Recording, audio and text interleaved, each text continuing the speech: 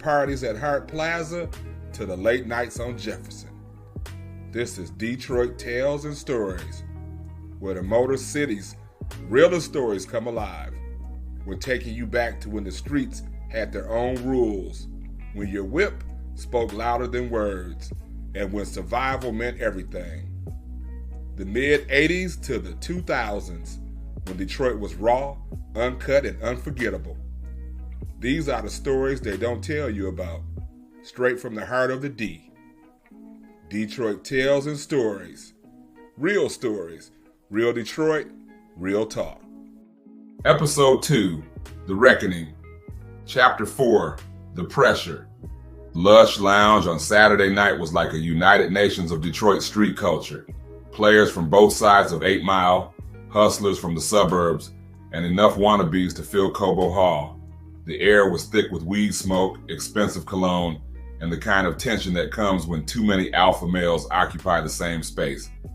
The DJ was spinning Notorious B.I.G.'s Big Papa, and the bass was so deep, Marcus could feel it in his chest like a second heartbeat. Marcus sat in VIP, watching his world through the bottom of a Hennessy glass. The VIP section at Lush was like a throne room, elevated above the main floor, surrounded by bulletproof glass that looked decorative but served a practical purpose. From here, he could see everything: the players showing off their chains, the women in their fly outfits, the wannabes trying to look important, and the undercover cops who thought they were blending in. The music was loud, but not loud enough to drown out the conversation he'd had with Big Mama 3 hours earlier. Not loud enough to silence VMAX's warning. Not loud enough to make him forget that somewhere in this crowd, federal agents might be taking pictures, making notes, building cases that would send him away for the rest of his life. Maze! Antoine appeared at his table, slightly drunk, definitely excited. His Raiders jacket was open, showing off a new gold chain with a pendant shaped like a car wash brush, a gift from Marcus for 5 years of loyalty. You see Keisha's fine ass over there? Girl been asking about you all night. Marcus followed Antoine's gaze to the bar, where Keisha Montgomery was holding court like the queen she thought she was. 24 years old, caramel skin smooth as silk, hair done up in some complicated style with finger waves and curls that probably cost more than most people made in a week. She was wearing a black Versace dress that left little to imagination and had every man in the place staring. She dangerous, Twan. Dangerous how? Nigga. She fine as hell, and her pops own half the beauty salons on the east side. Montgomery's hair design been in business since the 70s. That's the kind of dangerous I'm trying to get into. Her pops also been asking questions about where his little princess been spending her time. Marcus took another sip of cognac, feeling the burn mixed with the taste of paranoia that had been living in his mouth for weeks. Last thing I need is family drama on top of everything else. But even as he said it, Marcus found himself walking toward the bar. Keisha saw him coming, her smile shifting from friendly to predatory. She moved like someone who'd grown up around money and men who killed for it, confident in her ability to navigate dangerous waters. Mr.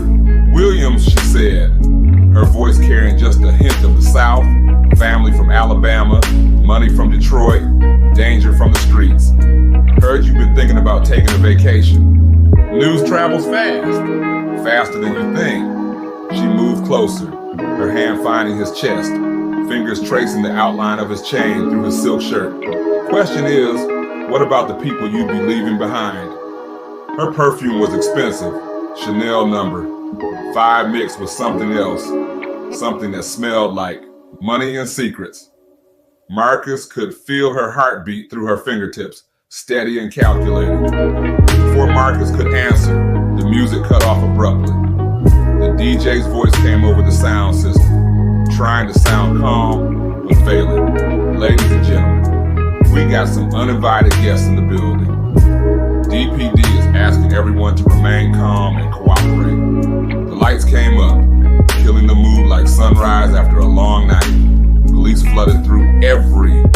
entrance. Uniformed officers with their hands on their weapons, plainclothes detectives with their badges hanging around their necks, and at least 3 people Marcus recognized as federal agents from previous encounters. This wasn't a routine bust. This was a statement. Everybody against the wall. Hands where we can see them. Marcus felt Keisha's hand tighten on his arm, her nails digging into his skin through the silk. Around them, the cream of Detroit's underground economy was being lined up like common criminals. Some would have drugs on them. Some would have illegal weapons. Some would have outstanding warrants. All of them would have their names written down in federal notebooks, photographed, added to. Surveillance files that would follow them for the rest of their lives. Maze, Keisha whispered, her voice losing its sultry confidence. My car's in the back lot. We can...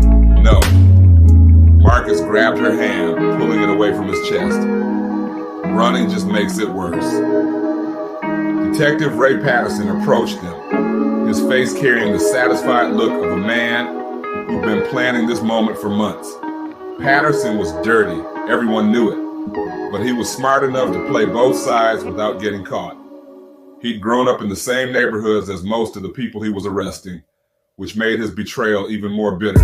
Well, Marcus Williams, funny how you always seem to be in the same places where interesting things happen. Just out enjoying some music, detective? Music? Right. Patterson's eyes moved to Keisha, taking in her expensive dress, her jewelry, the way she carried herself like someone who never worried about money. Miss Montgomery, your father know you keeping this kind of company? My father knows I'm a grown woman who can make her own choices. Of course he does. Speaking of choices, Marcus, I hear you've been making some interesting ones lately. Talking to people about changing careers, maybe relocating. Marcus felt the weight of 100 eyes on him. In the street game, being questioned by police in public was like wearing a sign that said snitch in neon letters. Even if you said nothing, even if you told them to go to hell, just the appearance of cooperation could get you killed. The smell of fear mixed with cologne and marijuana smoke, creating an atmosphere thick enough to cut with a knife. Marcus could hear someone crying in the background, probably some kid who gotten caught up in something bigger than they could handle. I don't know what you're talking about. No? Funny thing about this job, Marcus, we hear all kinds of stories. Stories about young entrepreneurs who get nervous about their business prospects. Stories about people who might be willing to share information in exchange for career counseling. Patterson pulled out a business card, holding it like it was a loaded weapon. When you're ready to have that conversation about your future, give me a call, day or night. The card was simple white with black lettering, but Marcus knew it might as well have been a death warrant. Taking it would be seen as cooperation. Not taking it would be seen as disrespect. In Detroit street game, both could get you killed. I ain't got nothing to say to you. Patterson smiled, the expression not reaching his eyes. That's what they all say, until they do. He placed the card on the bar next to Marcus's drink. When you're ready to discuss your options, you know how to reach me. Chapter 5, The Choice. 3 hours later, Marcus sat in his Lexus, LS 400 in the parking lot of Belle Isle Park, staring at the Detroit River. The city lights reflected on the water like fallen stars, beautiful and distant. This was where he came to think, to remember why he loved this fucked up city despite everything it had taken from him. The skyline told the story of Detroit in steel and glass, the Renaissance Center reaching toward the sky like a middle finger to everyone who'd written the city off, surrounded by empty lots where dreams used to stand. On clear nights like this, you could see across to Windsor, Canada, where life moved at a different pace, and people didn't look over their shoulders every 5 minutes. His cell phone rang, the bulky Motorola that marked him as someone with money and connections. The thing was heavy as a brick and had a battery life measured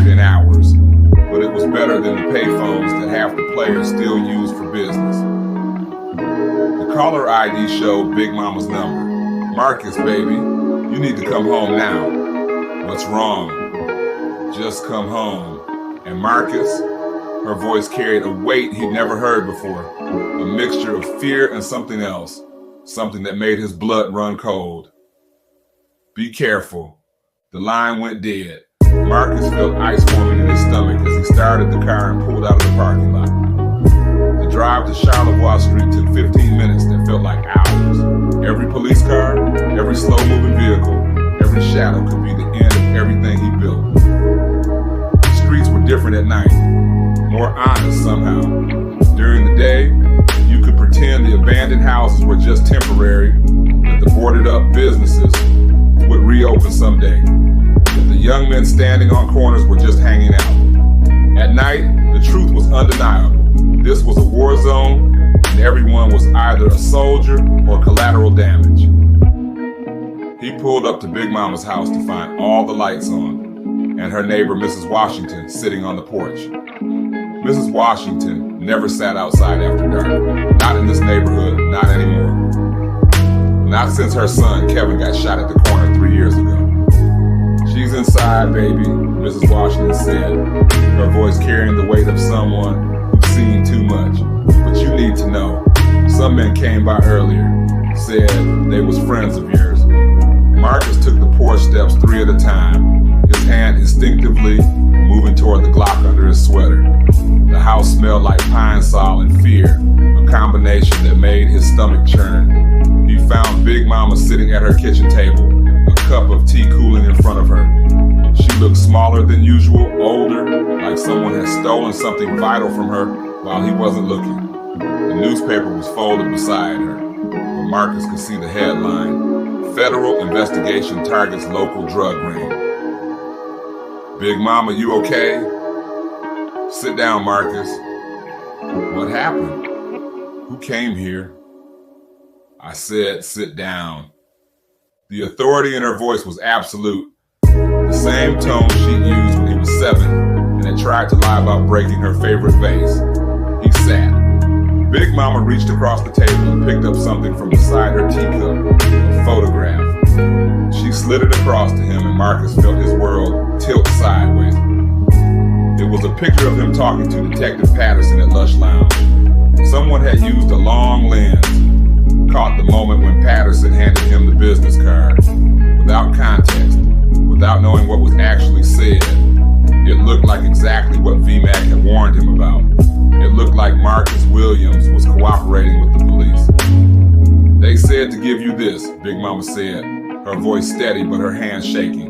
Said to tell you that friends shouldn't keep secrets from friends. Marcus stared at the photograph, understanding the message perfectly. This wasn't just about his choices anymore. This was about the people he loved, the people who couldn't defend themselves from the fallout of his decisions. Big Mama, I want you to pack a bag. What? Pack a bag. You're gonna visit Cousin Terrell in Atlanta for a while. Marcus Jerome Williams, I ain't going nowhere. This is my house, my neighborhood.